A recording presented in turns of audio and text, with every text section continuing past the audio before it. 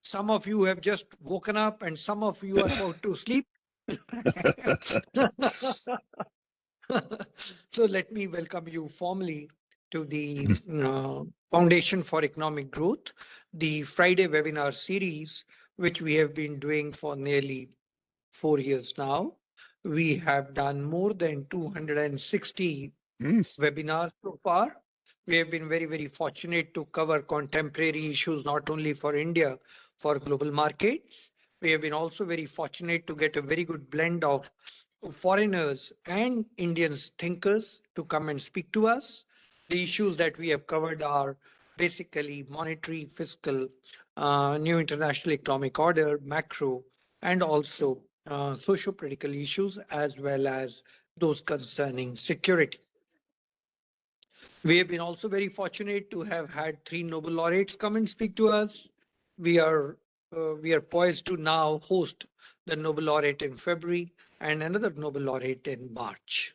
All these online events that we are doing with a single objective of ensuring, and I know many of these, including John Lipsky, we can't afford, but through this, I many times feel the thought intermingling, or you can call it the pollination of thoughts that take place across the planet for the economic profession are immense because of the online services facilities that we have COVID introduced to us.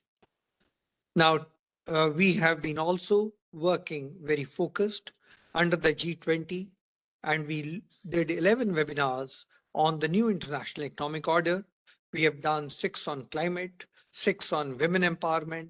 To that extent, we have been also very, very careful in what are the global issues that are being discussed, and those came to us through the G20 platform.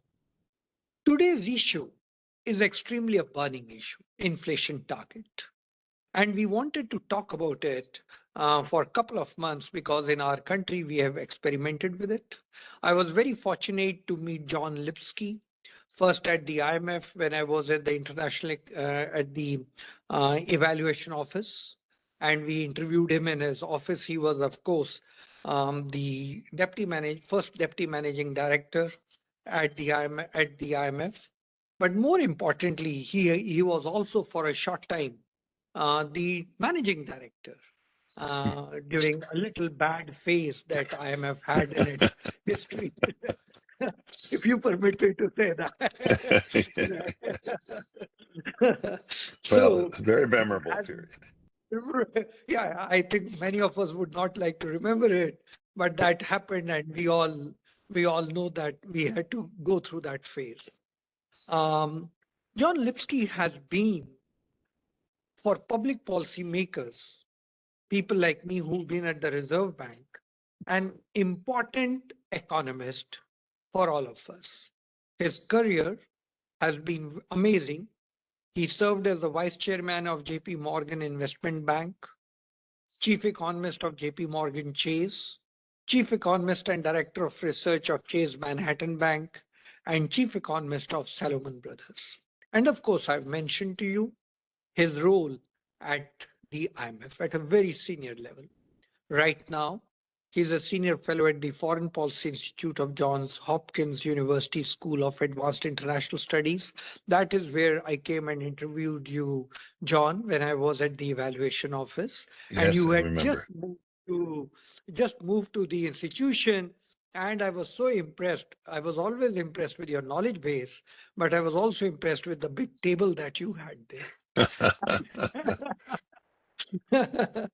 And if you remember, I didn't mention it even that time to you, and you told me the story about it. To Yes. chair the session today, we have Professor Ravindra Dholakia.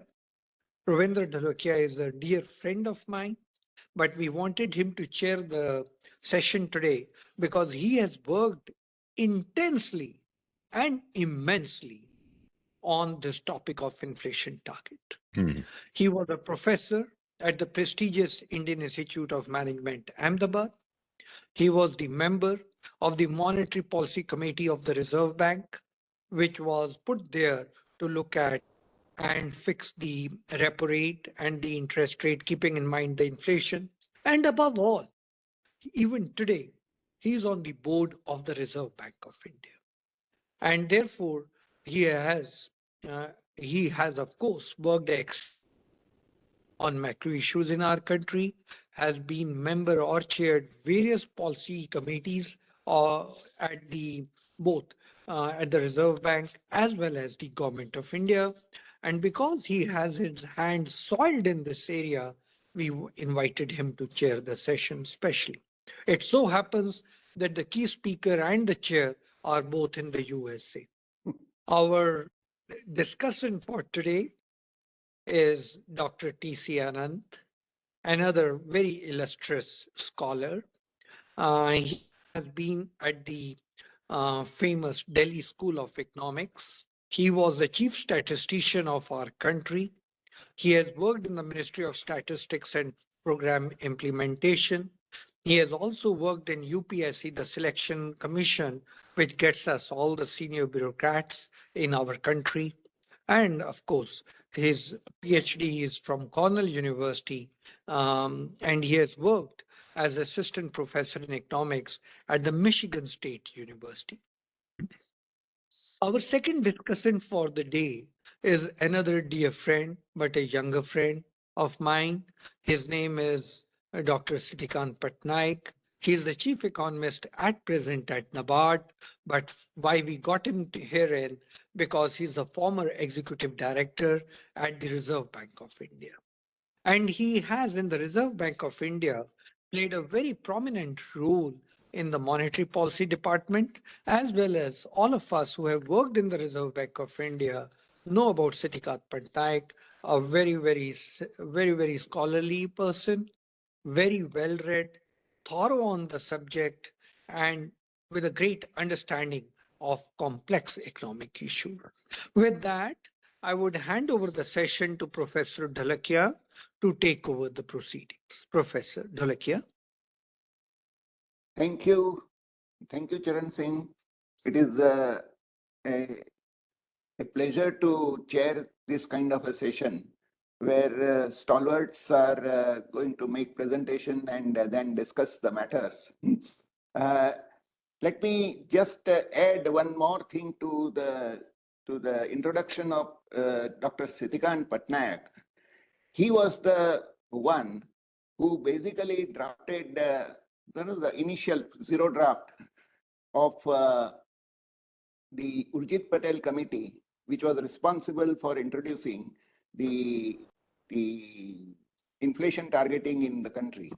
I think that is a very relevant kind of a introduction of Dr. Sitikantha Pattanaik. And it is important for us that we now, after 10 years, because you know the Urjit Patel committee report was in 2014, 2024 has gone, and we are in 2025. The next review of the inflation targeting framework is due on the March 2026, about 1 year from now. So that is the reason why we are at the EGROW Foundation, we are making it sure that we discuss this matter at least for 1 or 2 months so that we can push the things in case they are not pushing in terms of reviewing this entire framework afresh. Now, you know, as an opening remark, I would say that although persons like Charan Singh has his reservations about the very concept of inflation targeting in the country, it appears that that is not an issue as such at present. People are not talking about whether inflation targeting should be there or not. It is practically accepted that it is an important matter. It's an important policy reform. And we should really have the inflation targeting. The issues are, basic issues are that what should be the inflation target? Should it be 4%? Should it be 5%? Should it be 5.5%? Should it be 2%? Or should it be 0%? I think these are the kind of things that being talked. Let me tell you that it is not 0 or 2%. Nobody is talking about that. It is 4%, 5%, or 5.5%. These are the kind of things which are being discussed and these are being debated. The second important thing is how should it be measured? In the sense that are we talking in terms of the CPI, the Consumer Price Index, combined for a country like India, where 32% of the population only lives in urban areas, remaining 68 to 70% lives in rural areas. This is as per 2011 census. By now, these numbers could be different. By now, it could be 40%, 60%, but still a substantial part of the population lives in rural India. Now, in that case, should it be CPI combined as a target, or should it be headline inflation CPI, or should it be core CPI? Should it be CPI IW? IW is industrial workers, which is basically used for determining the dearness allowance, and that means the use of CPI IW is for making sure that inflation is taken care of in terms of their wages. What should be the target? How should we go about doing this? Next thing is whether the target should be a point target or a range target. And the range target is not the tolerance band. I'm not talking about the tolerance band. Right now, for instance, the target is 4%. With a plus or minus 2% as a tolerance band. The target is 4%, which is a point target. Now the question is, should it be a point target or should it be allowed to range? Say, for instance, if 4.2 is achieved, should it be considered as practically achieving 4%, or we must insist that it should be 4% only? I mean, these are the kind of things. And then the question is that if we are talking in terms of the policy parameters, like say the repo rate, should it be only repo rate as the instrument, or should it also include the narrow band? This is as we call it, corridor for the rate to move around. I mean, whether it should be only the repo rate, or should it be reserve repo rate and the marginal standing facility? I mean, what is that kind of things? Should it be symmetrical around the target, or should it be allowed to be different in the sense that should it be different kind of thing, asymmetric thing? These are the issues. I'm sure that Dr. Lipsky would have his own views on this matter. At least he will also inform us whether IMF has any thoughts on these issues at all. If we can definitely consider, and we have Sitikantha Pattanaik and Professor Anant. Anant has the measurement bias on the entire thing. Sitikantha Pattanaik has the RBI bias on all these things. And I think two of us have a more of the academic bias on our side.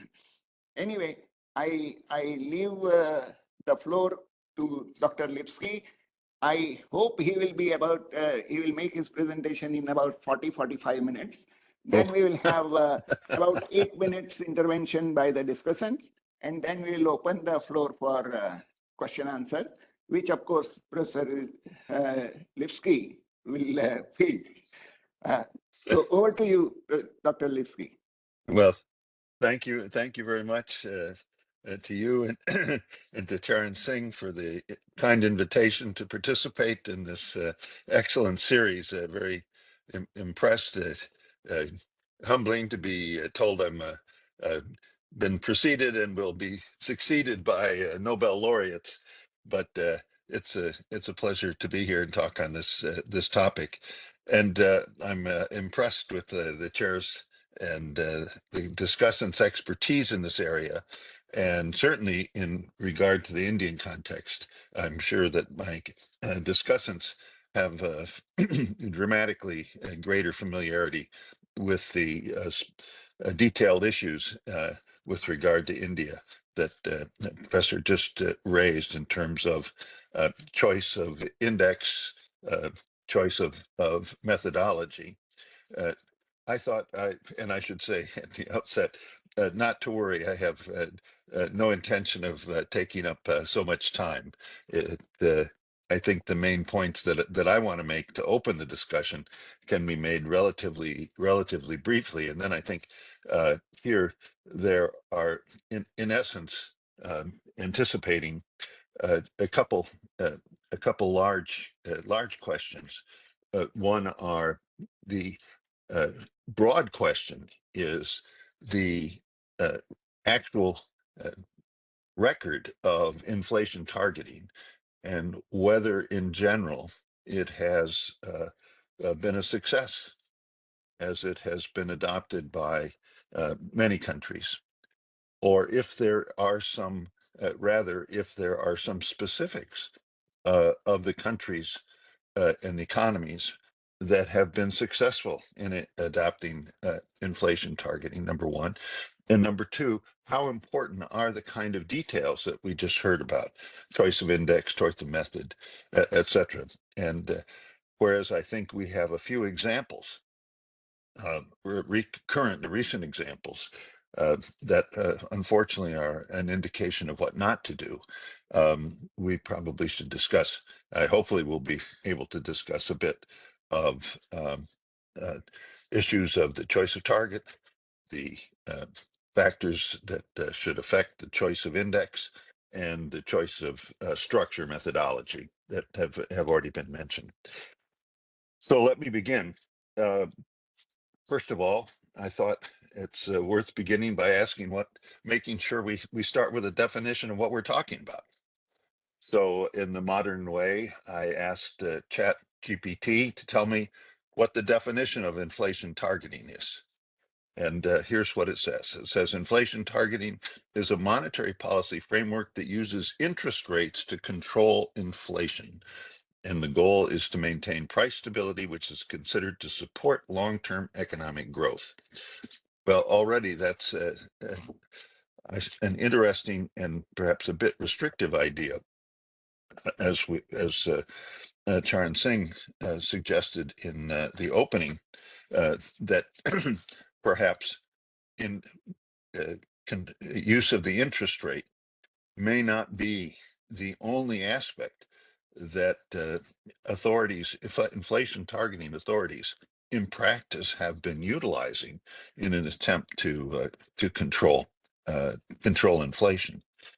And moreover, one of the uh, internationally best known gauges for judging the appropriateness of central bank policy, uh, I think encapsulated in policy rules and especially in the Taylor rule, uh, purports to support a specific inflation target, but actively utilizes more than inflation as an indication of how to achieve an inflation target.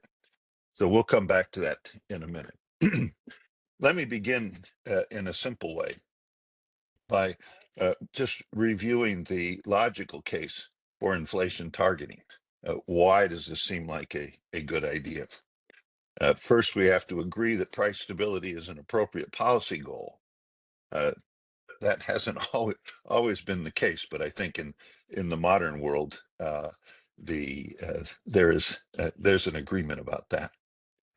And moving on, once we accept that the price stability is an appropriate goal, then it seems reasonable to presume that anchoring or stabilizing inflation expectations of the public and market participants is a necessary condition for sustaining price stability. And in other words, if there isn't broad agreement on what inflation is likely to be, it's going to be very hard to stabilize prices. And if anchoring inflation expectations is a necessary condition for sustaining price stability, then it follows that credible policy commitments are, especially on the part of the central bank, are a necessary condition for anchoring inflation expectations. Following on that, and by the way, it's worth remarking that the notion of policy credibility is a relatively new notion that was certainly in the U.S. context was championed by Professor Feldner of Yale University only in the 1960s. That the idea that the credibility of policy commitments was an important element in making policy successful is, as I say, I'm repeating myself, a relatively modern concept, but I think also one that is broadly accepted. Following this is the modern idea that independent central banks are capable of making credible policy commitments. In other words, that a central bank is the appropriate institution for this. Although it's probably worth talking about whether the central banks alone are capable of making policy commitments unless they are also endorsed by the political authorities. In other words, the modern version of inflation targeting holds that the independence of central banks and their ability to set policies without following dictates of political authorities is a critical and a necessary part of making credible policy commitments. But if we're talking broadly, it's probably worth considering whether a central bank alone could decide to set inflation targets without a clear authorization, commitment, or endorsement by political authorities. Next, but it's again continuing on this logical case for inflation targeting, is that inflation targeting creates policy transparency that by itself produces accountability for central bank policy. That seems more straightforward, but not necessarily self-evident. In other words, there's a clear test for central bank policy. If there is a specific inflation target, then certainly it is possible to judge whether the central bank is following adequate policies or not. Of course, even here, it's and especially if we've seen, and I'll come back to later, the experience with COVID suggests that even deviations from inflation inflation targets does not necessarily destroy the credibility or accountability of central bank policy if there is broad acceptance of the idea that deviations are not a condemnation or a failure of central bank policy, but merely a reflection of other factors that influence prices. But broadly, the idea is, again, in this logical justification for modern inflation targeting, is that it is provides an important tool for establishing and guiding the central bank policy.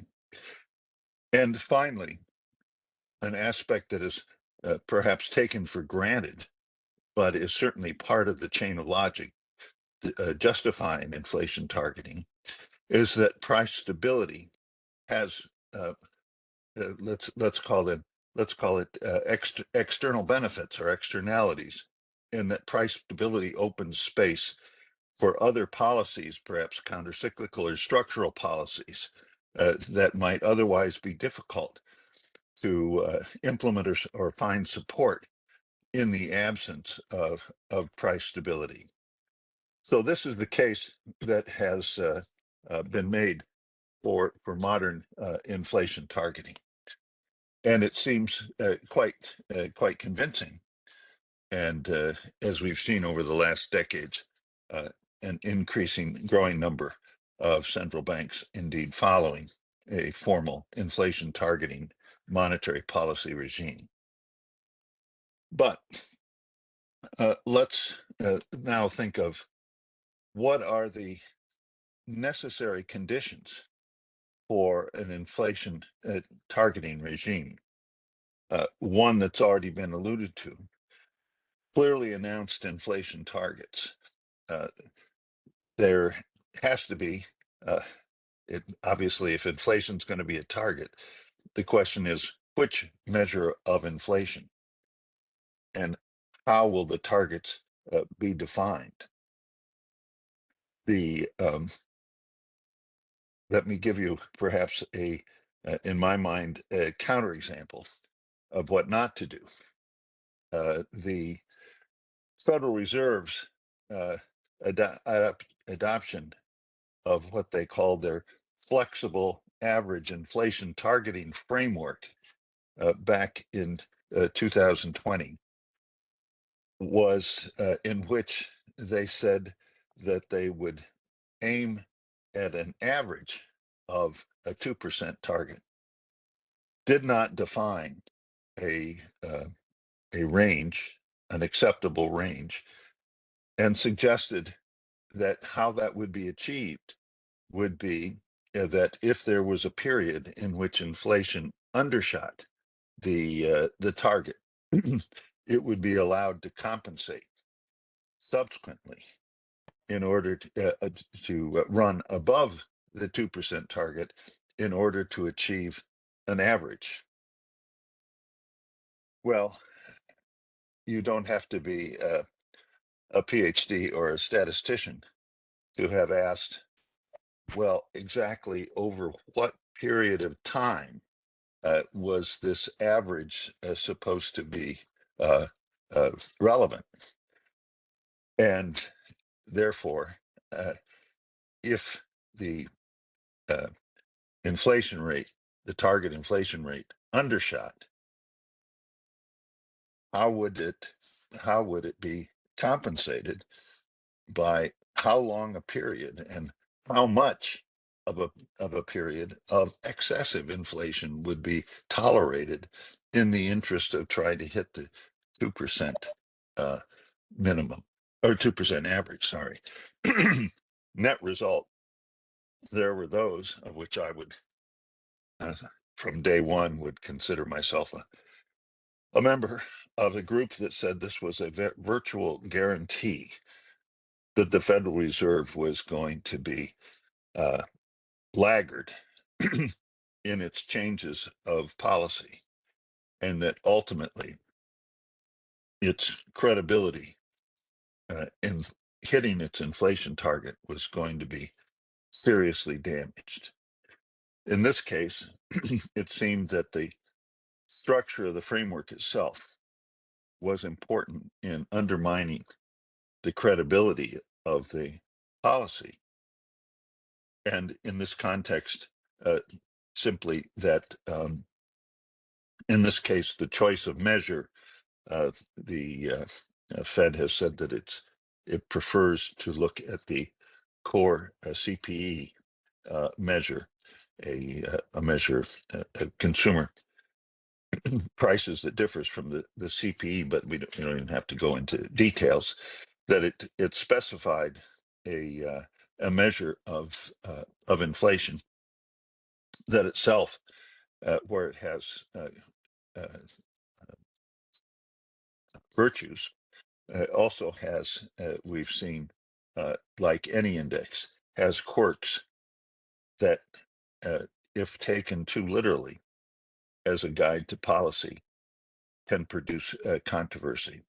Again, just using this as an example, the Fed as an example, what we have seen in practice is that the measure of housing costs, which are a substantial influence on the overall price level in all price measures, or all consumer price measures, in the chosen CPE.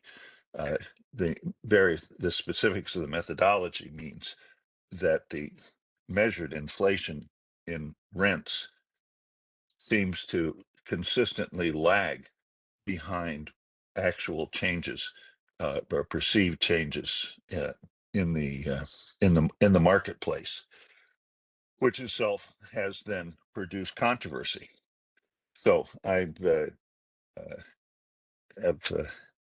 emphasized this because I thought it was very interesting in that simply announcing an inflation target is insufficient to by far to produce policy credibility, and that in this case of the Fed's FAIT, as it's known, it seemed to me that the ambiguity of the structure seriously damaged the possibility of this framework being credible, and in practice, even the choice of a price index has caused controversy about the adequacy of the Fed's policy, in that there's seemed to be a sense of flaw in the index used. So the point here is a pretty straightforward one. Whereas it's a necessary condition for inflation targeting to have clearly announced inflation targets, that itself is insufficient, as the professor suggested in his introductions. And I'll be happy if there's further discussion in detail. I'm sure my discussants would have ideas in the Indian context that are relevant. Another necessary condition for inflation targeting is, in fact, the primacy of inflation goals for the central bank. And I use the word advisedly, primacy, not suggesting that a necessary condition for inflation targeting is that inflation is the only goal for central banks, but certainly the overriding one. Often, again, coming back to the context of the Fed, it seems to me that there are somehow a notion that there's a contrast between policy of the European Central Bank and the Fed. It's held up that claimed widely that the ECB is from its constitution, if you will, required to focus only on inflation, whereas the Federal Reserve has at least two formal goals, i.e., full employment plus price stability, and many ascribe an additional responsibility for financial stability, not just inflation stability.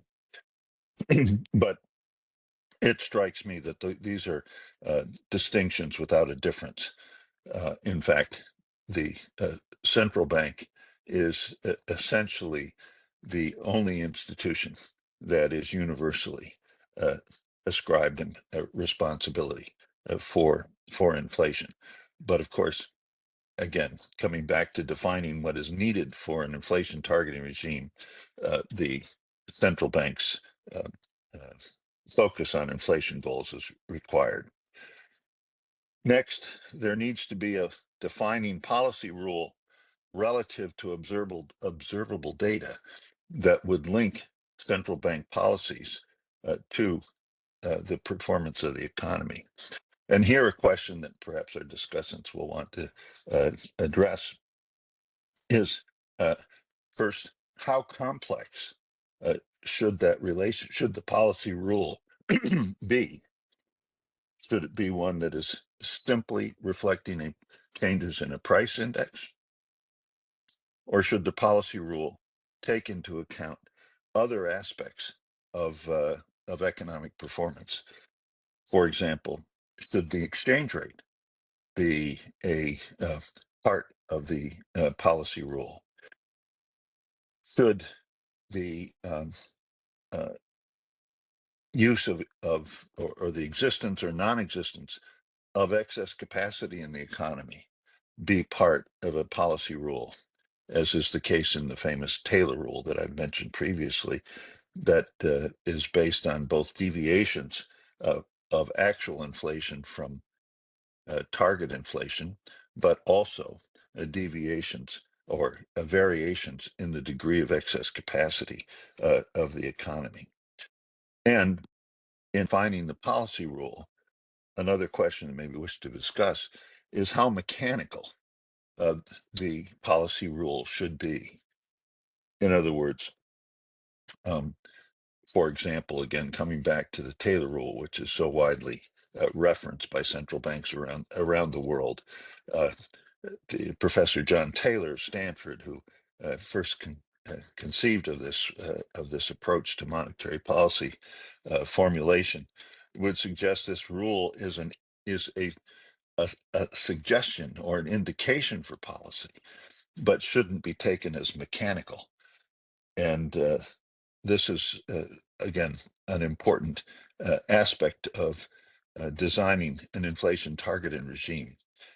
Again, whether a mechanical linkage between underlying data and policy is more credible than one that involves broader suggestions and ability of the central bank to have at least some degree of of discretion. Another aspect that's necessary for successful inflation targeting is transparency regard to outcomes and communication with the public. And certainly, this has proven to be an important aspect of central bank policy. And once again, it's, uh, I guess, to me, a little bit amusing to note when I first began work when I first exited graduate school, finished graduate school, and started work. For example, the Federal Reserve did not announce monetary policy shifts. There was a cottage industry, well, more than a cottage industry. It was a thriving Wall Street uh, occupation to try to look through the monetary data to try to figure out if the Federal Reserve had actually changed policy or not.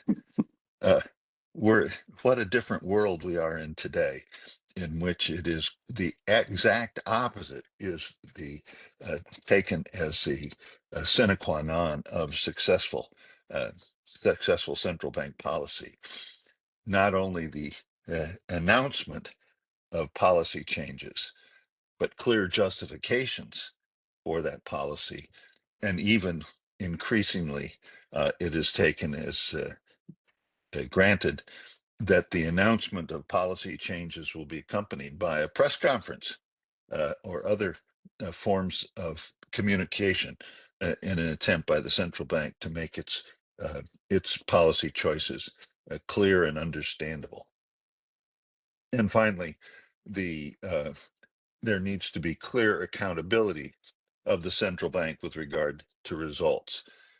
And as I say, whereas that seems simple, the notion that if the central bank is going to be targeting inflation, there has to be a sense that the central bank has responsibility for the outcomes, and that the outcomes have consequences.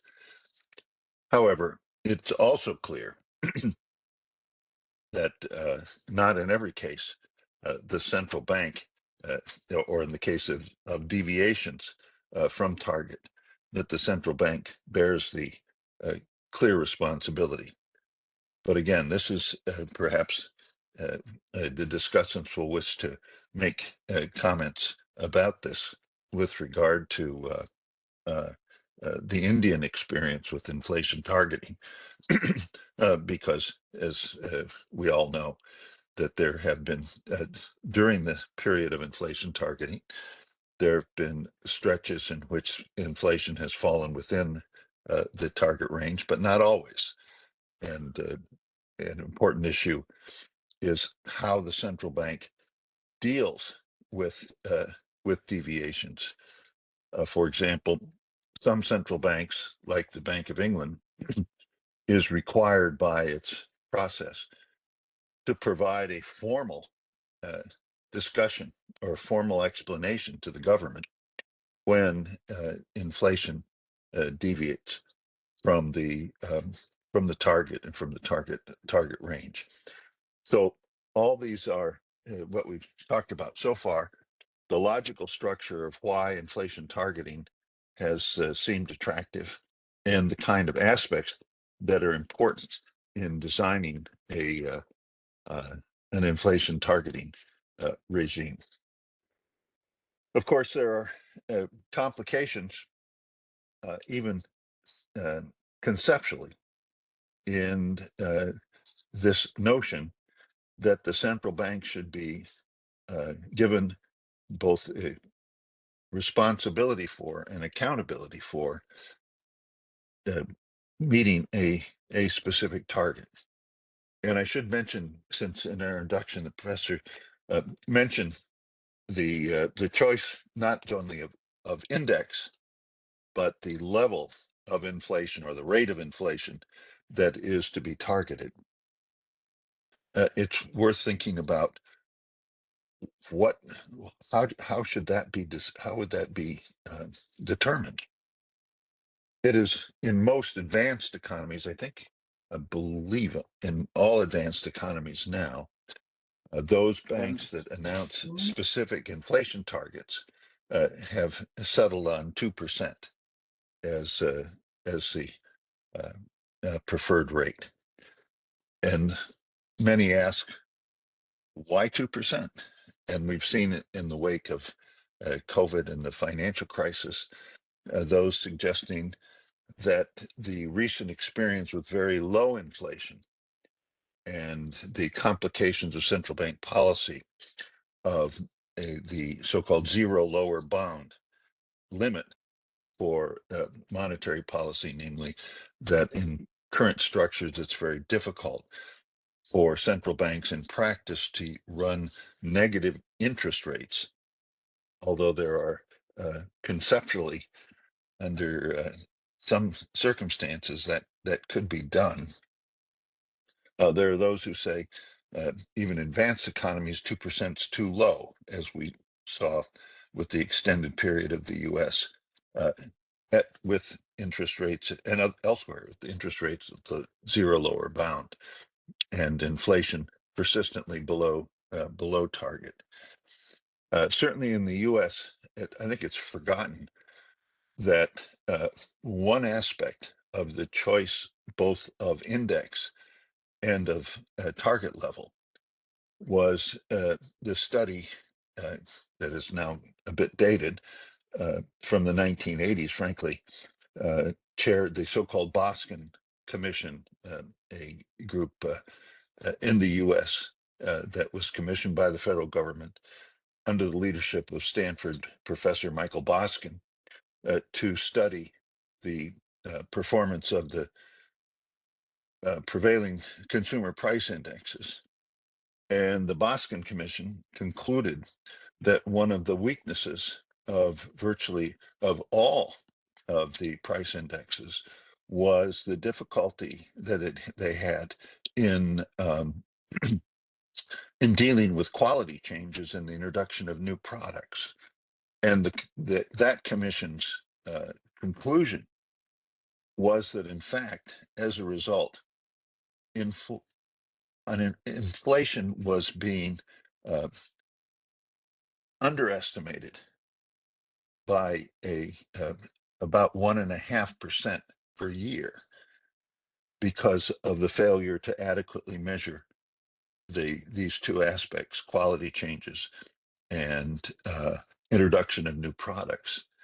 And it meant that if you ran a policy of a target of zero inflation, you would, in practice, be targeting deflation, something that was both undesirable and unwarranted, and hence the 2% as chosen as an appropriate margin to avoid targeting deflation. Now, how to decide whether any particular index or any particular rate can be successfully targeted, and if so, what is the difference between 2, 3, 4, 5%, is something I hope that we'll be discussing in the next few minutes. But here are some complications to be thinking about that have been in running an inflation targeting regime that has been clear in recent experience. Relative price shocks, big increase, for example, in energy prices because of geopolitical developments, or in food prices.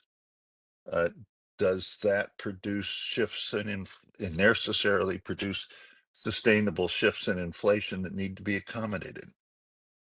How would an inflation targeting regime deal with supply shocks like were experienced in COVID? How should a central bank react to demand shocks?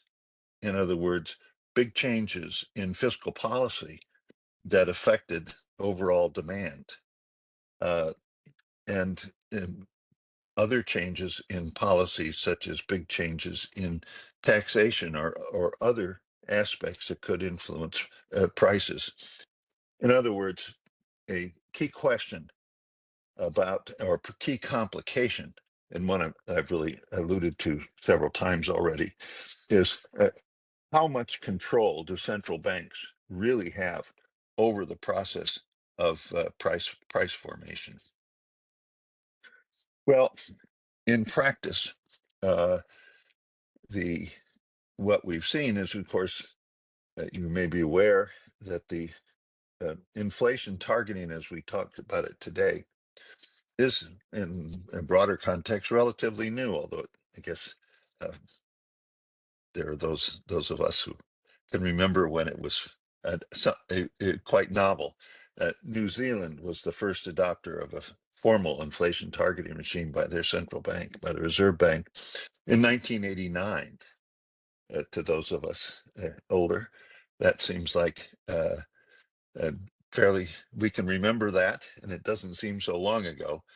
But I'm sure to many in the audience, this is old history, and inflation targeting has been with you for most of your career. But by today, about, depending on the categorization, but something around 45 countries, including both advanced economies and many emerging economies, have adopted inflation targeting.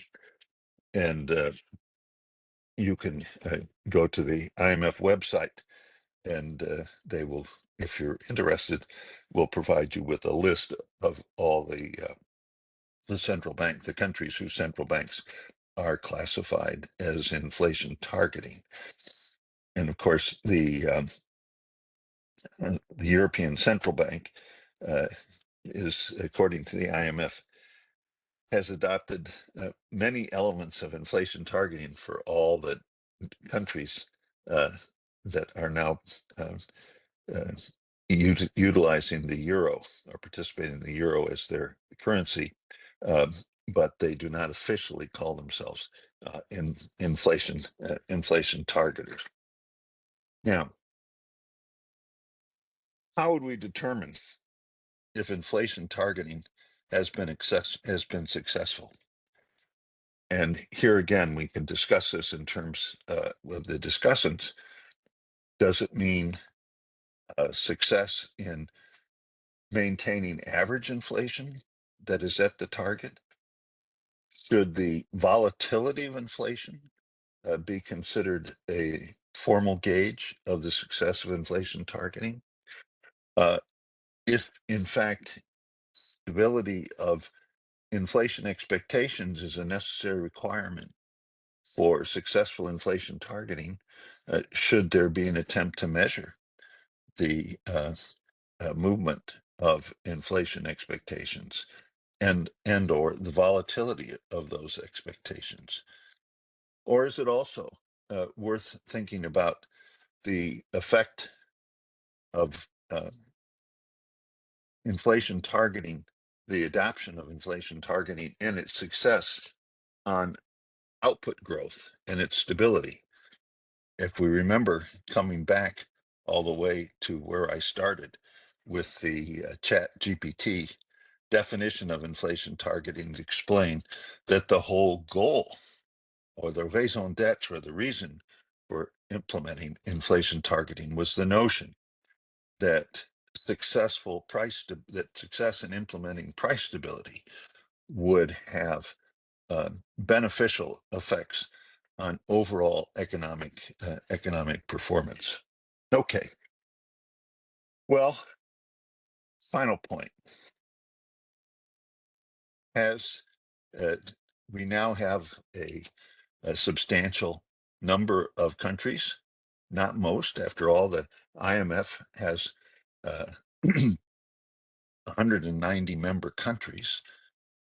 And as I just said, I think about 45 are counted as inflation targeters. So it says most do not. But it also has now a track record. And the question is, has inflation targeting proved effective in achieving the kind of goals that we talked about, that I've been talking about? And let me ask what the IMF thinks about this topic.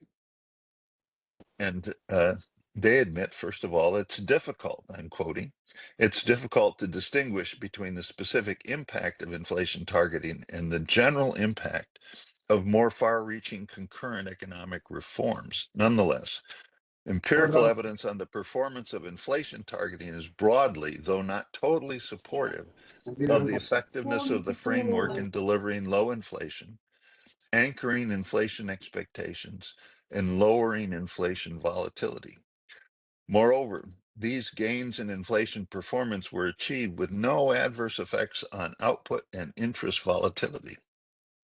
Inflation targeters also seem to have been more resilient in turbulent environments. So overall, the fund is quite supportive. And as they conclude, monetary policy outcomes after the adoption of inflation targeting may reflect improved broader economic and not just monetary policy making. In other words, that even measuring the success of inflation targeting may not be completely certain. Well, interestingly, there haven't been many formal studies, systematic studies on the success of inflation targeting in broadly. One of the recent ones, the most recent I know, is in 2023, that included at the IMF, then IMF Executive Director for India, and I think well-known Indian commentator Surjit Bala. Their study by Balabasan and Lugani, published in 23, suggested that the earliest adopters of inflation targeting clearly seem to benefit in just the ways we've been discussing from the implementation of inflation targeting. Hence, the boosting the enthusiasm for adopting inflation targeting. But their study suggests by just prior to the onset of the COVID crisis, the record had become ambiguous. In other words, more recent evidence suggests that there is no particular difference in the systematic difference in the inflation performance of inflation targeting regimes and the rest. In other words, it's an open question in the current environment whether inflation targeting has been useful. Now, frankly, an unanswered question so far, and one that I'm anxious and hopeful that there will be studies, although it's probably a little too soon. We've all seen that that COVID had a substantial impact on inflation in most places, especially in advanced economies. and the return to inflation targets has been, in general, slower than had been hoped, even though economic performance has been more resilient in general. Economic growth has been more resilient than had been expected, although the IMF today would say that economic growth currently and in prospect is going to be, under current policies, much slower than in the past, with inflation higher. So, in broad terms, it looks like the macroeconomic performance globally is has been uh, less satisfactory post-COVID. What is the question that I hope there will be a systematic answer to shortly, or relatively soon, is whether in this context, inflation targeting has been more successful in either realm, either bringing inflation back to target or reducing or producing uh, broad economic resilience. It's in inflation targeting regimes. Now in India, again, I'm going to refrain from comment because the discussants are dramatically more expert than I am in the specifics of Indian inflation targeting. But I did note that in the 2023 IMF Article 4 review of the Indian economy and Indian economic policies noted that on the one hand, that the fund's conclusion was that the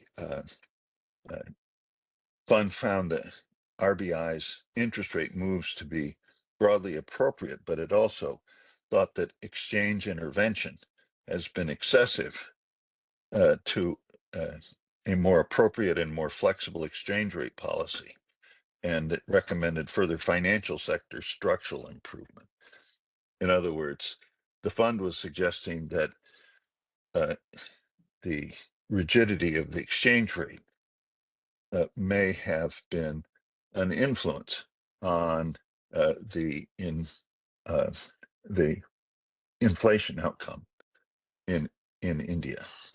And this is an aspect, as I said earlier, that could in some cases be of importance. I'm thinking in particular of one of the most notable cases of attempted economic stabilization, which is the dramatic policy program being implemented in Argentina, a country that has been perennially afflicted with a high fiscal deficit, high external deficit, high inflation, and very weak economic performance. And the government there has been hugely successful in more than almost anyone expected, in both stabilizing the inflation rate and stabilizing in a context of better than expected growth, although there was a deep recession, not as deep as been expected, and already it looks like it is over. But the concern is that the exchange rate in Argentina has been allowed to become substantially overvalued. In other words, a rigid exchange rate policy was important and may have been important in producing positive results with regard to near-term inflation and growth, but that these gains, as long as the exchange overvaluation is substantial, that it suggests that the policies are ultimately not sustainable, and suggests that perhaps in judging inflation targeting regimes in open economies, especially small open economies, some kind of attention to exchange rate measures would be appropriate. I'm going to stop here, and I hope I've laid out at least some clarity with regard to the hows and the whys and wherefores of inflation targeting, and questions about uh, whether uh, whether it has been overall successful or not. And I turn it to the discussion, and hopefully we'll hear some specifics about the Indian case. Thank you very much for your attention. Thank you, Dr. Lipsky. It is your presentation has provoked quite a few issues, and I'm sure that both the discussants will have their own take on some of Good. these issues. Good. But let me just very quickly respond to the last point that you made. Mhm. While IMF did observe, I think there was also, this point was more than contested very Yes. seriously by the Indian government Oh, as yes. well as the RBI, Yes. and the facts were very clear and obvious. I think if you believe in economics, and the economics which was popularized by Fisher, I mean, you know, the Fisher rules and other things, that you will find that the inflation differentials and the interest rate differentials were exactly less than 2% over the whole period. And therefore, you do not expect the exchange rate to fluctuate anywhere more than this kind of a range. And if that thing is considered as a management of the exchange rate, then the Indian bureaucrats as well as the RBI is more than justified in contesting this position and saying that that is not the way to actually classify any country or any central bank as managing the exchange rate or Yeah. doing anything. Yeah.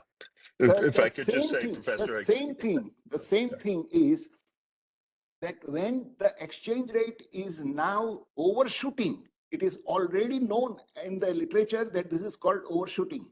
And this is to a shock. This shock is the expectational shock in terms of the change of regime at the US thing. The election of Trump has got several kind of expectations rolling into the market, including the stock market, forex market, and everything. I think it is not only the Indian rupee which is experiencing these shocks. It is also the euro which is experiencing the similar shocks. And I think several other countries will be experiencing the same shocks. So to relate this is rather premature. I would not venture into that. Anyway, thank you for your nice provocation on many issues. And I invite Professor Anant. Professor Anant, you are on mute. Yeah. Well, And thank you. I hope you will restrict your comments to 8 or 10 minutes. Thank you. Absolutely. I will try to, and you're more than welcome to stop me if I exceed, but I'll try to stay within 8 minutes. Let me start by thanking EGROW for inviting Professor Lipsky to this forum, and it's been an extremely enlightening presentation on his part. I'm particularly pleased that EGROW has taken on the responsibility to at least initiate discussions uh, on this subject, a topic which I felt was inadequately discussed when we decided to adopt the policy and implement it in the law. I wish such a discussion had taken place before we had taken this, but that comes from my own academic background. Before, I would personally prefer that adequate discussion take place before major policies of this type is adopted. So, thank you. And this has been a wonderful talk. I don't think I can do justice to Professor Lipsky's wide-ranging range of comments to all of them. So I will stay somewhat narrowly focused based on my experience. And I think what Professor Dholakia mentioned in the beginning, I come with a bias towards measurement. So I'm going to talk a little bit about measurement related issues as well. I think the issue of inflation targeting and is everybody should they adopt it in the same way is not been adequately considered. India has many challenges which make it very different from the developed world. Market integration is still work in progress in India. Heterogeneity in the price movement is a factor which we need to consider. If we examine the data, CPI data alone, you will find that there is significant regional heterogeneity in the price experience, rural versus urban, across states, and you could have a situation where the difference between the inflation experience in states could vary by as much as 2% or 3%, which is quite large, particularly if you take the highest rate inflation in some regions to the lowest, the differences is quite large and sustained over periods of time. So a common inflation targeting regime tends to create very disproportionate impacts across the country, because you talk about deflation in the country economy as a whole, it may not happen, but it is possible that some regions may see deflationary experience. So that's one challenge. The second challenge, which is quite critical in the inflation targeting regime, is the fact that when we measure inflation as an average, and in this case, the norm which we have followed is CPI, we tend to ignore the price dimensions of many commodities in the world. CPI is an average index of basically goods which enter final consumption. It leaves out a variety of commodities, for example, intermediates. Now, the inflation, most economists tend to think of markets being largely integrated.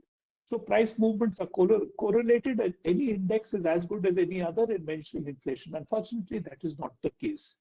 What we find is that if we look across different indices, we get very different perspectives on inflation. Some countries have tried to finesse this by talking about core inflation. Some others talk about, saying that maybe we should look at tradables versus non-tradables. Some talk in terms of services versus manufacturing. In fact, last year we had a presentation by Professor Spence, who talked about the US inflation experience and talked about how the differences between services and goods is so widely different. And one reason for this is we have sort of neglected how the global economy has evolved in the last 30 years, that inflation targeting has entered our lexicon. When New Zealand adopted inflation targeting, WTO was still work in progress. In 1995, WTO comes into being. 2000, China joins WTO. Today, the world economy is a very different animal than what it was 30 years ago when inflation targeting came into being. And the trading experience of countries has led all of them to worry about what target they use, because the difference between the inflation experience of tradables and non-tradables is quite marked. If a country focuses entirely on domestic inflation as measured by an average index, averaging across both tradables and non-tradables, you may end up in a situation where the inflation targeting approach can create a policy regime which heavily favors the exporting country, that is country which is exporting goods into you. So you can have a situation where you raise costs domestically by, say, focusing on domestic interest rates, but in effect favoring countries which are sitting with large excess capacity. You talked about the fact that there is, whether there is excess capacity in the economy, but what about the quote unquote, this global excess capacity which we are sitting with? You have countries which are sitting with huge excess capacity, driving price movements in certain commodities. These are concerns which now have started dominating policy discourse in countries, and we should be sensitive to them. The older discussion of inflation targeting was simply unaware of this. They were still thinking about an old style economy where trade was really marginal to our concerns. Now trade has become central to our concerns. What exactly is the approach to inflation targeting we should take in such a world is still to be worked out. And that's why I think discussions on this framework are necessary. So personally, in India, I have been talking for a while that we need to broaden the measure. We need to look beyond CPI. We should certainly include components of PPI, and it is an open matter. Should we be using, for example, CPI and PPI in some appropriate component? Should be using the GDP deflator as an inflation target? If we were to, in fact, measure Indian performance from the GDP deflator, we would find that we have done exceptionally well over the last 5 years, the same period in which some people were concerned that India has not achieved its inflation target. In exactly the same period, the GDP deflator actually showed inflation was being extremely well behaved.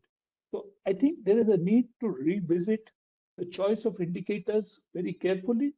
And how do we tackle this problem of the heterogeneity in different markets? Markets are not necessarily well integrated.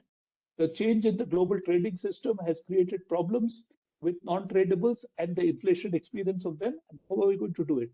The experience which you talked about, Professor Lipsky, in the context of the US housing market is exactly that, because US housing is a non-tradable, whereas your inflation experience is being driven very largely by tradables, where the prices are dampened by global excess capacity. So these are challenges which we need to think about.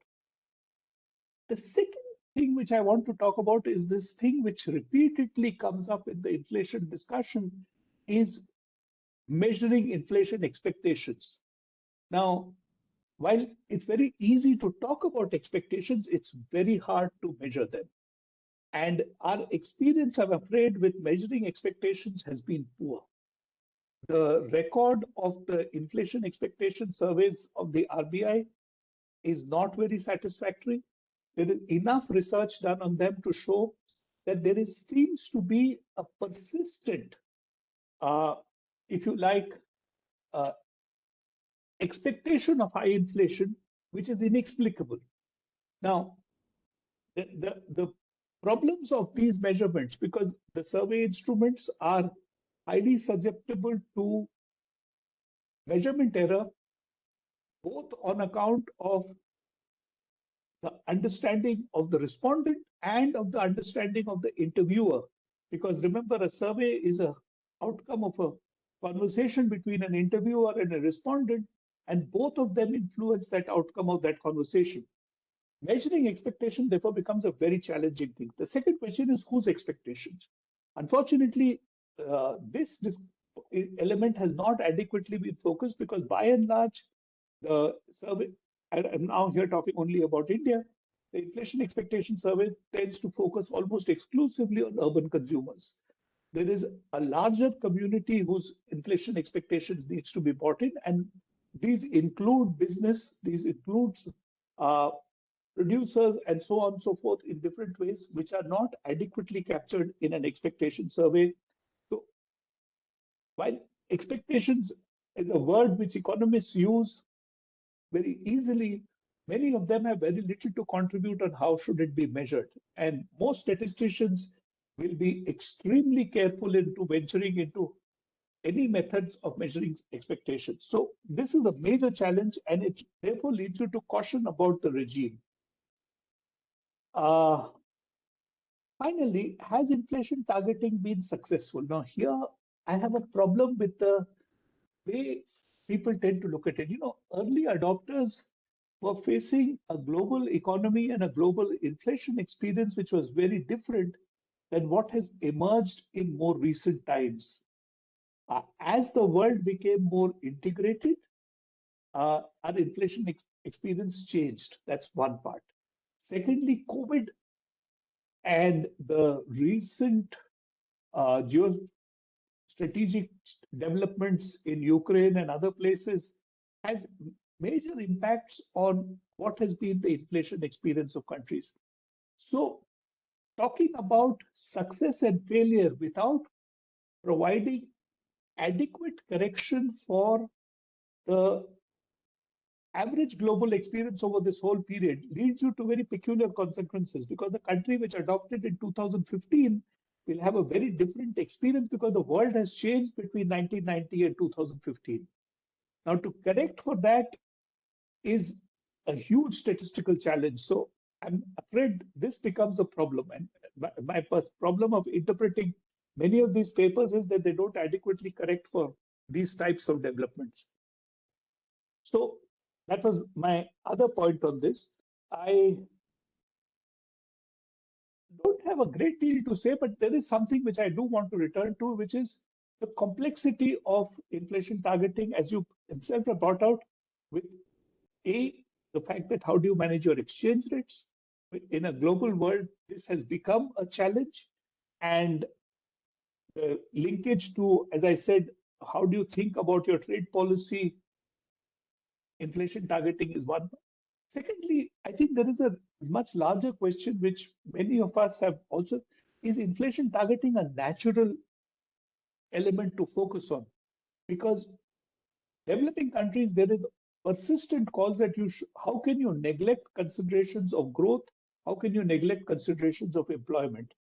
I was last week in a seminar, a national conference of labor economists, many of whom are very unhappy with this sort of central focus which is given on inflation without an adequate concern for employment issues, particularly in countries like India. Employment in India is a very different animal than employment issues, say, in the US or in most advanced economies.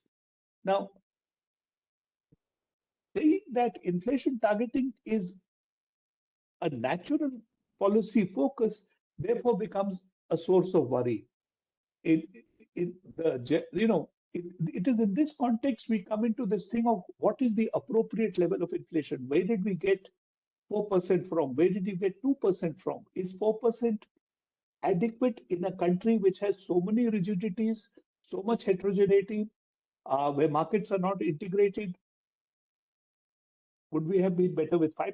Would we have been better? And it's a question of when do you ask this question? When I was a student, if in India you would ask them what's a good rate of inflation, most people would have said under 10%. Today, people talk about 4%. I sort of wonder where did these numbers come from? And there's not enough justification of them. You talked about mismeasurement of prices purely taking into quality issues. I would say that there are a lot more issues which need to be taken into account before we can be satisfied that our instrument is actually adequate for a precise target. So I'll stop here, but will be happy if questions are asked to me. But the talk is primarily yours, Professor Lipsky, so I hope this helps. Thank you. Excellent, excellent. And thank you very much for your very incisive comments. I cannot help agreeing more with you. I think on this issue, all the issues were very well raised. Shall I now request Dr. Sitikantha Pattanaik? You're on mute. Thank you, EGROW Foundation and Dr. Singh, for the opportunity to share my perspective on this discussion in inflation targeting. It is always very enlightening to listen to Mr. Lipsky. I remember 2010 when we were commemorating the 75th year anniversary, and he had addressed us on a very interesting topic, which was financial sector reforms and financial innovations. And it was just immediately after the global financial crisis. And that is the time he had recommended that if you avoid financial innovations and financial sector reforms, then you are risking that your potential growth will go down. I still remember that. But I also remember that in that conference, which is essentially a conference, the first international research conference we had, the discussion was about the experience of inflation targeting countries. And I remember last invention when presenting his paper, he had told us that flexible inflation targeting is the best practice monetary policy. I'm telling in 2010. And we also had William Poole in that particular conference. There was a discussion on rule versus discretion. I remember he had argued that in emerging market economies, you must have as little discretion as possible. So it is inflation targeting, a pure form of inflation targeting, with as little discretion as possible. I remember there are questions that in emerging market economies actually you require more discretion. So the system should be more flexible. Now, since then, India has adopted inflation targeting. It has its own more than 8 years of very good experience. I'll come to that later. But what has been the international experience in the last 35 years? Quoting Claudia Borio in his recent speech in November, he writes that, and some 35 years on, IT has passed the defining no regret test. No country that has adopted IT has abandoned it, and more importantly, expressed regrets. There is an exception. I think Mr. Lipsky talked about that, which is Argentina. Around the same time, 2016, India adopted inflation targeting framework, and Argentina also adopted the inflation targeting framework in September. But the problem for them was that India also adopted a glide path approach over 3 years period to bring inflation down to 4%. They had a glide path, but they raised their target every year. In 2017, they raised because they could not achieve. In 2018, they raised the target they could not achieve. So the main issue, as Dr. Lipsky rightly pointed out, is the issue of credibility. When you are putting in place a new framework, you must set the target so well that it is credible. And if you achieve the target, the glide path, then it becomes credible, which was not the case in case of Argentina. So if I quote Stefan Hindewies, he also, I think, gave a very good speech 2 years back, inflation targeting for 30 years now. He said that because if Stevenson had talked about it as the best practice monetary policy in 2010, he has highlighted that it is a robust framework for all times. And what he recommends is that inflation targeting is a killer app, but updates need to be downloaded regularly. That means there are clear lessons now from inflation targeting framework, particularly now that inflation targeting framework has been tested by a major supply shock, which was not the case before COVID.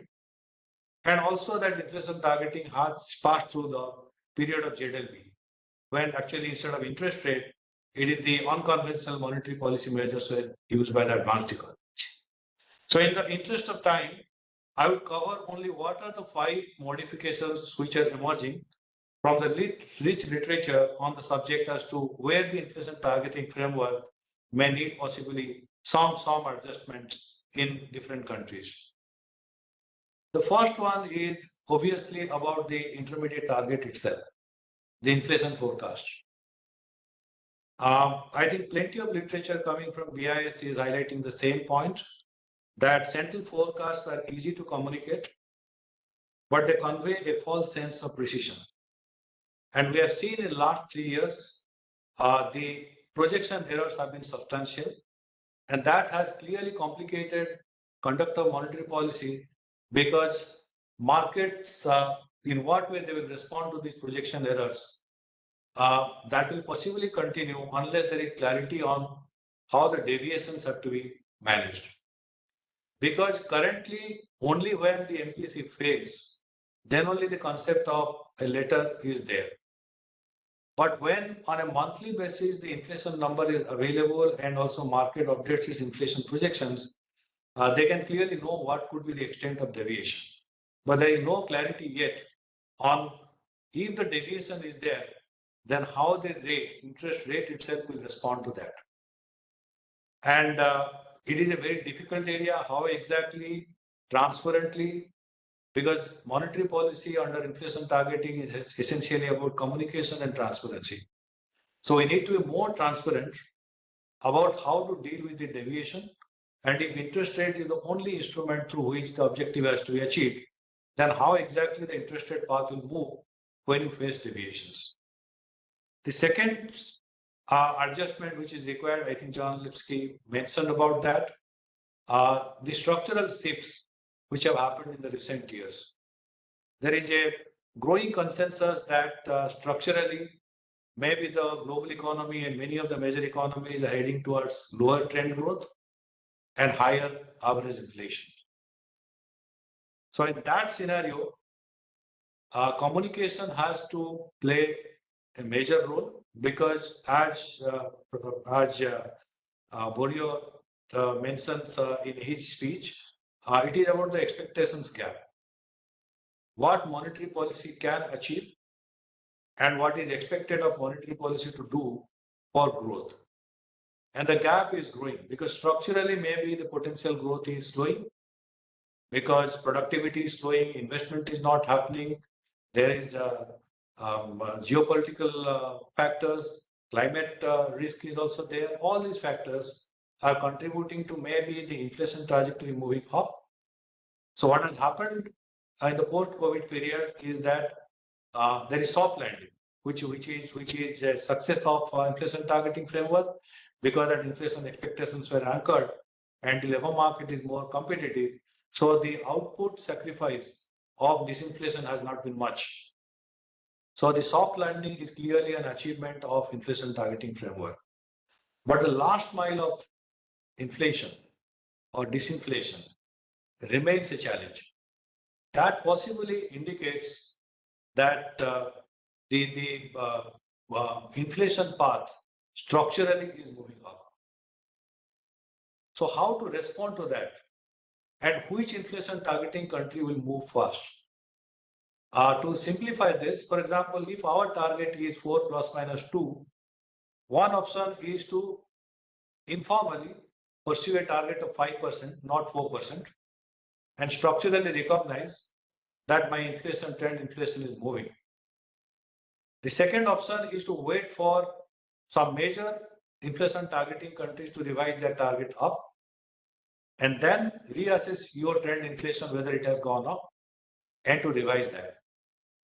But before doing that, it is also important to make an assessment of what has happened to our capacity growth.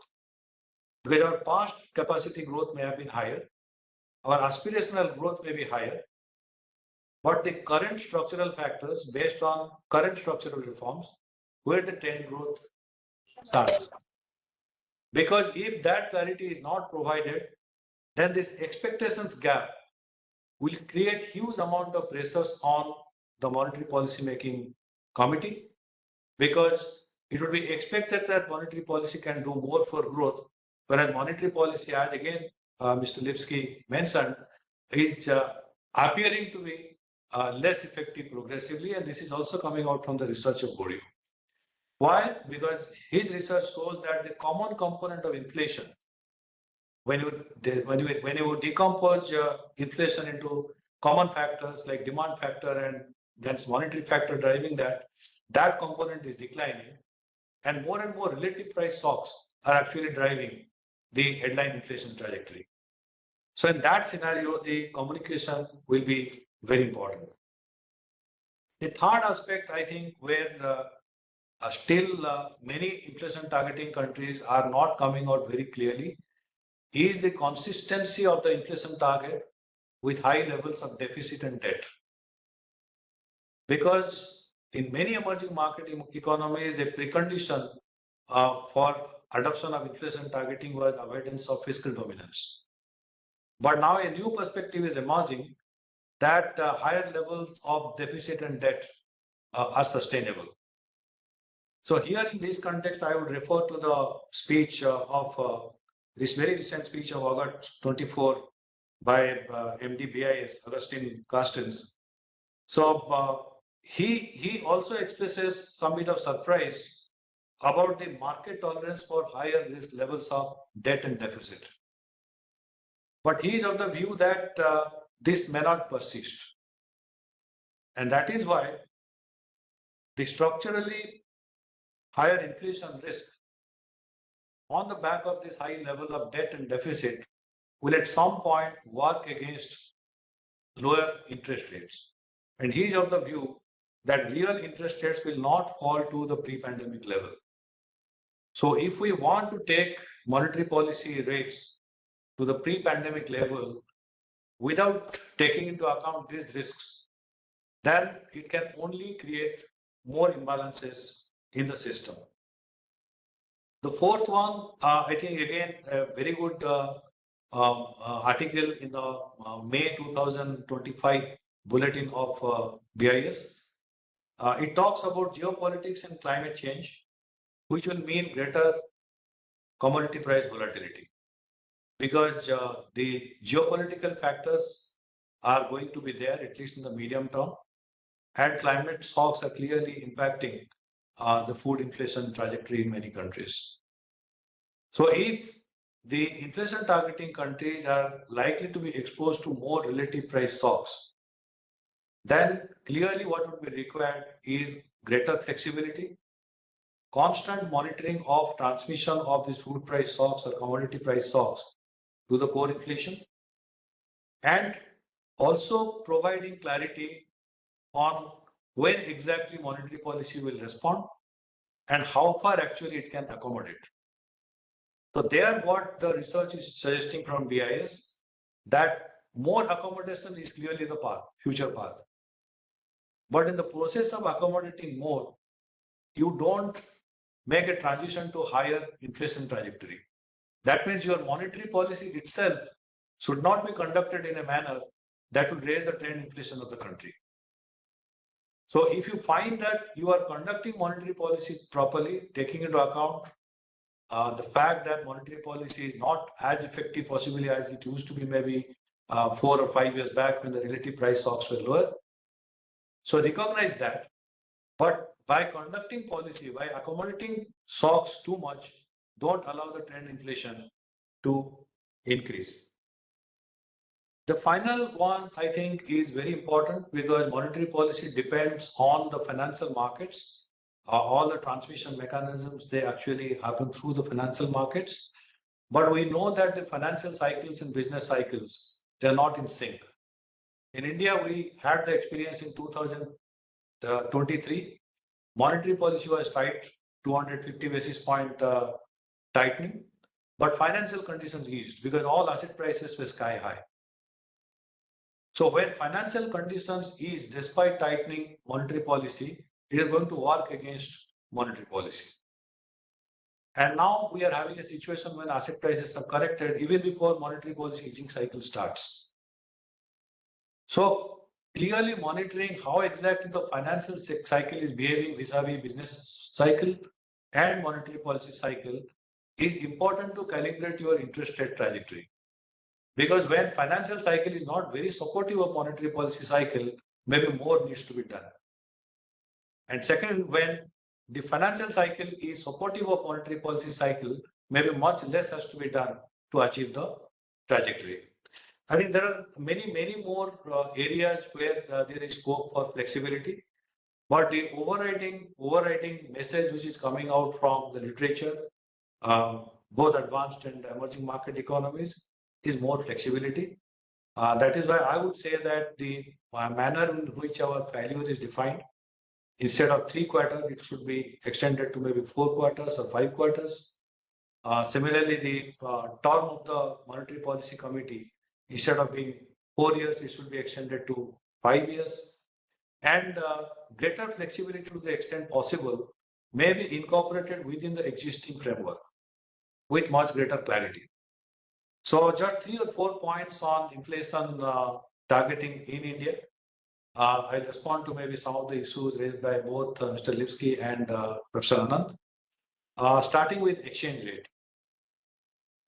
You rightly mentioned that whether a country is having the exchange rate in the Taylor rule or even the Fed funds rate in the Taylor rule. Because I remember a box item in one of the annual reports of BIS, they had taken the Fed funds rate itself directly in the policy rule for the emerging market economies and argued that 12 out of 16 emerging market economies, they actually pursue exchange rate target.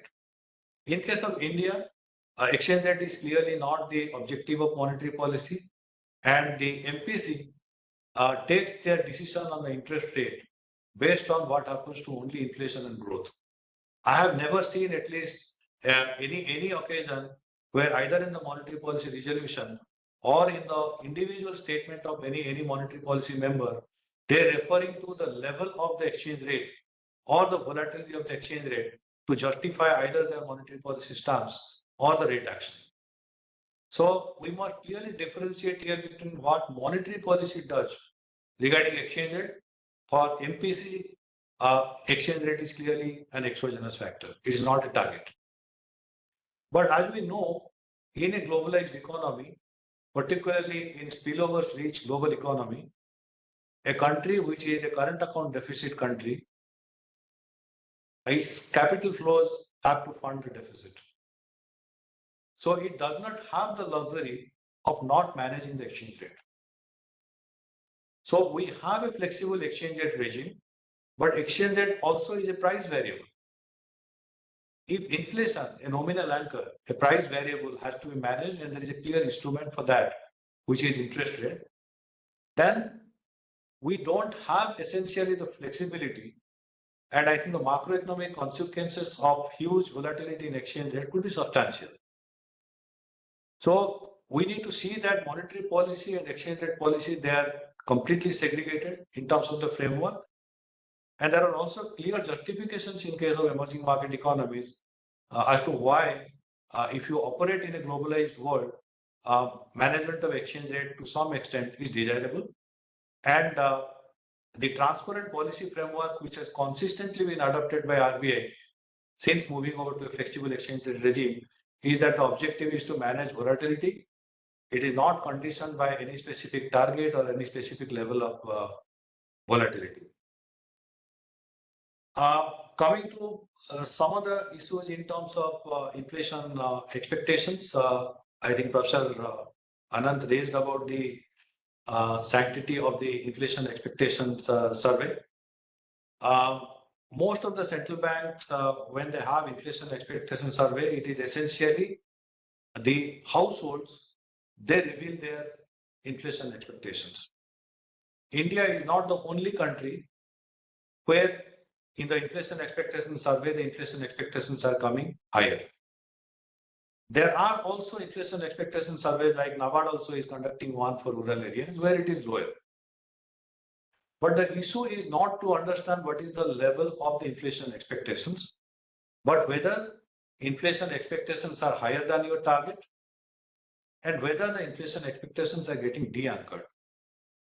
So I would bring here to the debate the experience of Brazil's recent monetary policy action. That is in the context of the impatience we see in Indian financial markets in terms of their expectations about monetary policy. In Brazil, the current last inflation print for December is 4.83. In the previous month, it was 4.9. So inflation is much lower than that of India. In November, they raised the repo, their policy rate by 50 basis points. In December, they have raised by 100 basis points to 12.25. And they have restored forward guidance that they will increase by 100 basis points again in the June policy and in the March policy. What is the main argument they have given? Inflation expectations are de-anchored. Their inflation target is 3%. The band is plus minus 1.5. So their upper tolerance band is 4.5. Where inflation is now, it is at 4.8, 4.9. It's very close to the upper tolerance band of the inflation target. What is the real policy rate now in Brazil? 7.3%. It is 3 percentage point higher than the estimated natural rate because that is the principle. If you want to bring inflation back to the target, because inflation alone, from the standpoint of conduct of monetary policy, can be conducive for growth. Same case, Brazil, I feel, is a similar case like India, because in the post-COVID period, this is the 5th year possibly they would be missing the inflation target. But you see the response of a central bank because it is under fiscal dominance and its inflation expectations are de-anchored. I quoted all the available literature, everybody suggesting for more flexibility, both in emerging market economies and developed economies. But here is a case, Brazil, which is clearly determined to bring inflation back to 3%. So, Professor Dholakia, when he talked about the next review.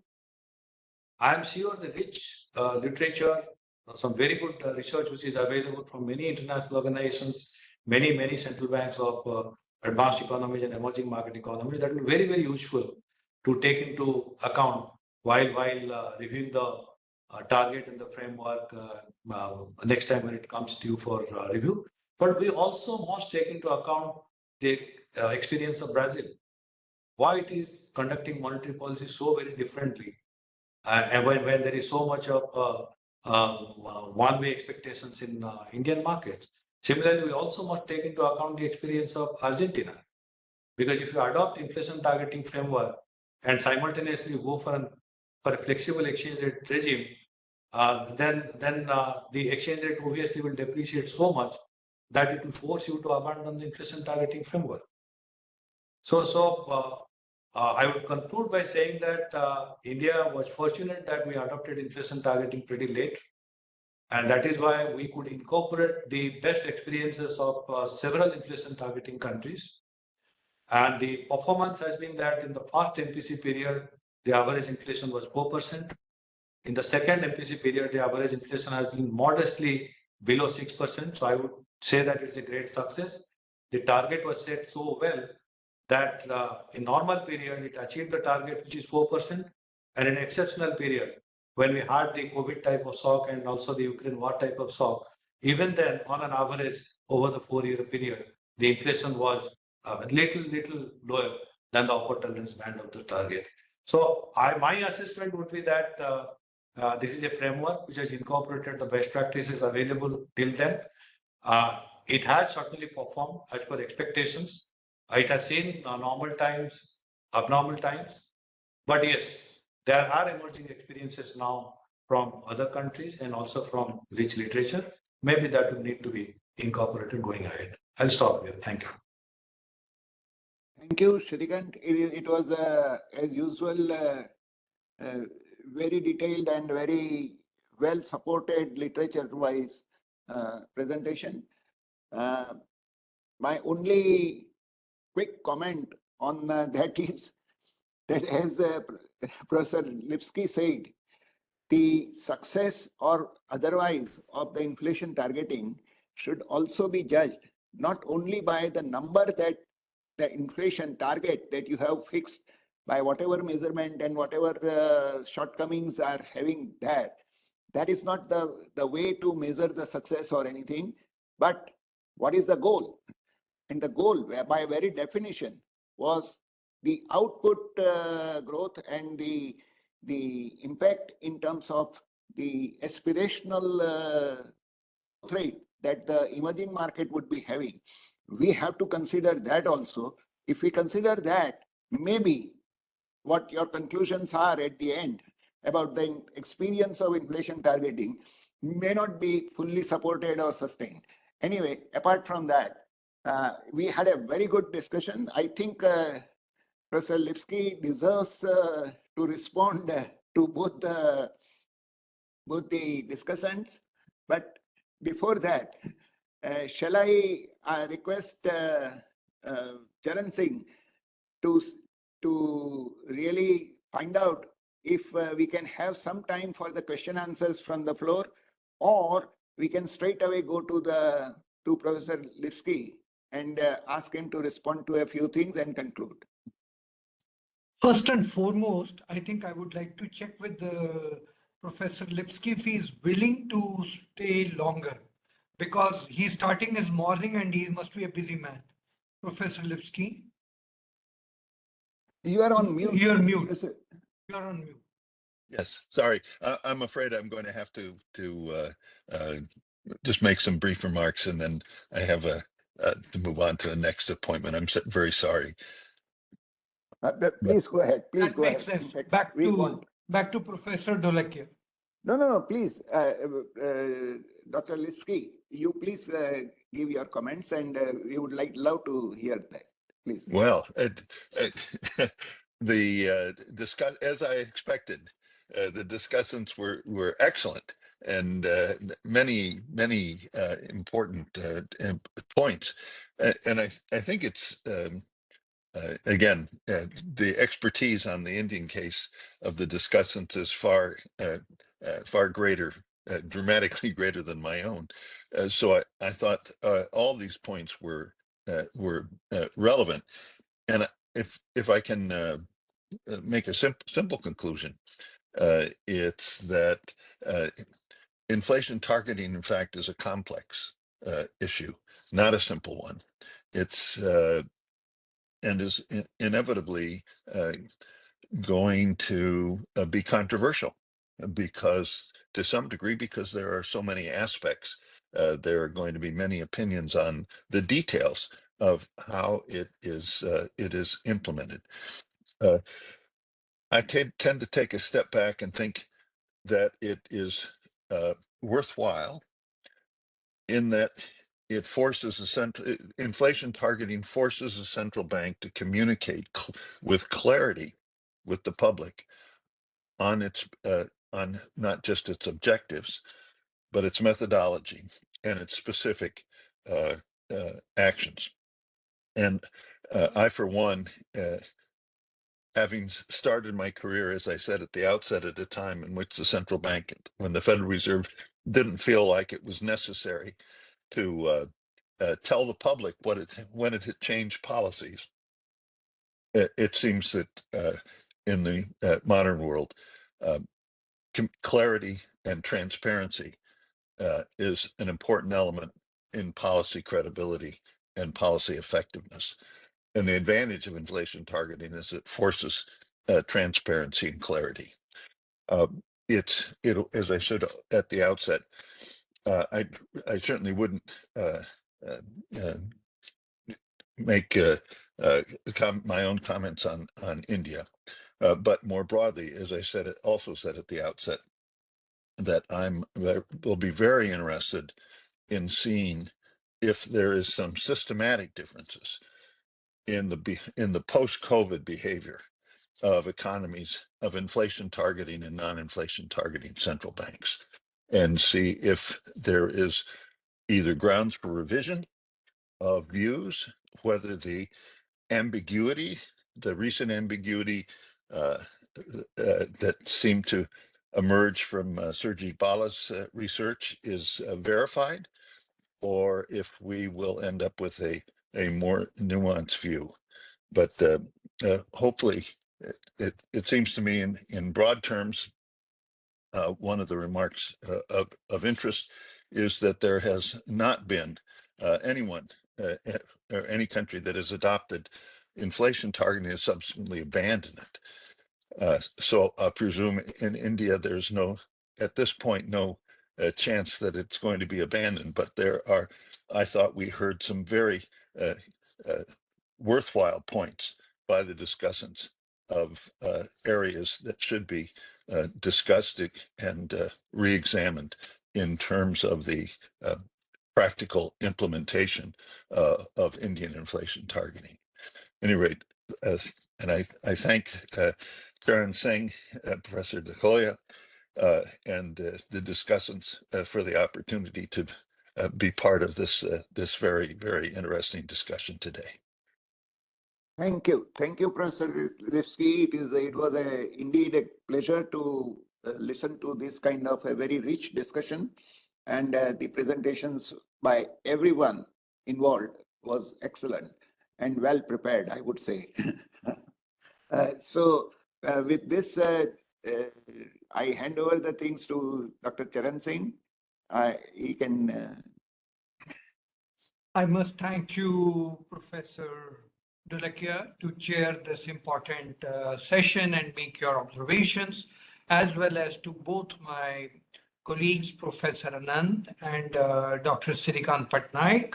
As always, we have had a dress rehearsal on this a couple of months back, and we have certainly moved way ahead of our previous discussion because the richness of the talk has only been, I think, aided by Professor Lipsky's presentation. And therefore, we had to, and I think there's an involvement, and I think we had to think over the issues that Professor Lipsky mentioned. So I must thank you, for being here, making a detailed presentation. As you know, we met at the Kotalia and I was so impressed with your presentation at that time. And I thought this is important we think about it in our country. We have started talking about it. Professor Anant was a witness with me when we talked in a little different place and in detail. I am of the view that maybe in a country like ours, where we had extremely well experienced, experimented, and successfully done our policy with multiple indicator approach should have continued. And therefore, me and I think Professor Anant, when he said that conditions are different, circumstances are different, might be when it was launched, we should have thought twice before launching it and implementing it. Professor Lipsky, you would remember Olivia Blanchard also wasn't sure what should be the right inflation target. Should it be 2, 3, 4? And of course, he kept changing his opinion because it's a very complex concept.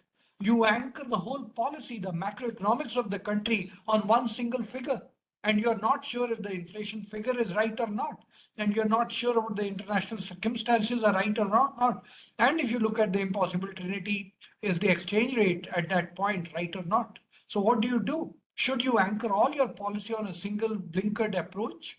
Or should you go for a multiple indicator approach, something which I had been arguing at that time when it was implemented, especially when a country is so young. Whichever country you take, no country is passing through a phase which India is passing through today. And this phase is not going to last forever. It's just 20 years that we have in hand. Take any country, whichever has really imposed inflation targeting. The last point I wanted to make is inflation targeting hardly had the blessings of the economist when it was launched in a country like New Zealand, where sheep are more than men. It was launched on a radio talk by a politician talking to an anchor, economically both illiterate. And I do not know how and why it got adapted by every country in the world. And now when you did your own analysis and your colleague Professor Ball at Johns Hopkins came out with the research, IT country or a non-IT country, performance has been the same. So therefore, this is the time to start thinking about whether we took the right decision there. And at Harvard again, there are professors who have been talking about should inflation targeting continue or should it be dead? And you can see that research also amazingly done research. With that, let me thank you profusely, Professor Lipsky, for having accepted our invite to come and speak under the aegis of EGROW Foundation. As you have yourself acknowledged, we have had a very rich discussion. Thank you so much. Our very educative